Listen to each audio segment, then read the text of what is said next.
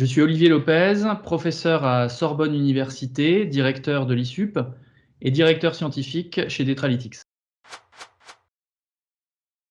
Le risque cyber, ce n'est pas un risque complètement nouveau, puisque c'est aussi vieux que la sécurité informatique, mais c'est notamment ce développement et ce poids du numérique dans l'économie qui rend nécessaire l'utilisation d'outils assurantiels pour se protéger.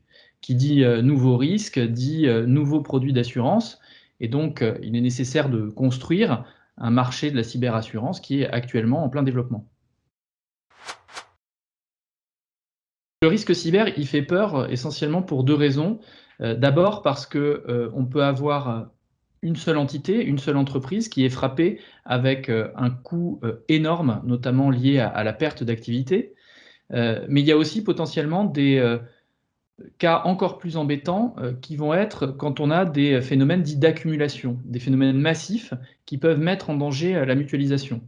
Comme ça a été le cas notamment avec l'épisode WannaCry en 2017 ou NotPetya également en 2017.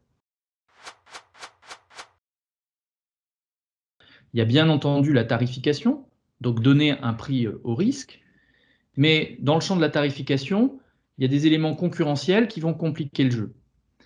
En revanche, le point qui va être absolument important, ça va être toute la gestion des engagements pris, la gestion des risques, et puis précisément d'être capable de gérer le plus grand nombre de risques, d'être capable d'offrir des couvertures suffisamment larges pour répondre aux besoins de la société en termes de cyberassurance.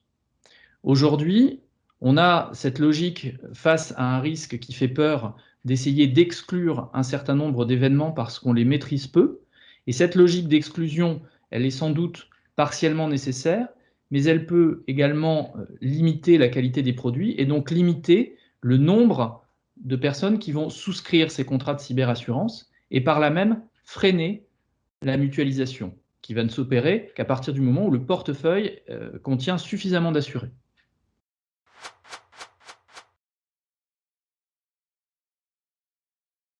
Alors, la première chose, quand on veut attaquer cette question de la cyberassurance, c'est d'arriver un petit peu à comprendre le risque et à comprendre les grandes problématiques qui vont être liées à lui.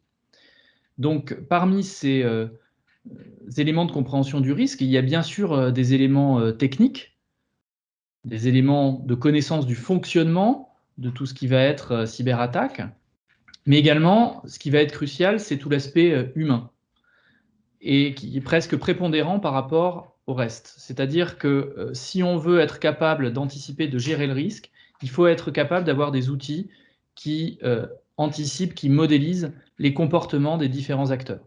Parce que l'une des spécificités de ce risque cyber, c'est que c'est un risque qui est essentiellement humain, qui n'est pas un risque naturel. C'est un risque avec un potentiel de catastrophe, mais pas de catastrophe naturelle. Et donc, il y a une constante adaptation des différents acteurs, les victimes, les assurances, mais aussi les attaquants qui réagissent à ces choses-là. Et si on ne comprend pas bien ces mécanismes, eh bien, on risque d'avoir toujours un temps de retard sur l'évaluation du risque. Oui, alors la dernière chose que je voudrais préciser, c'est mettez à jour votre système d'exploitation.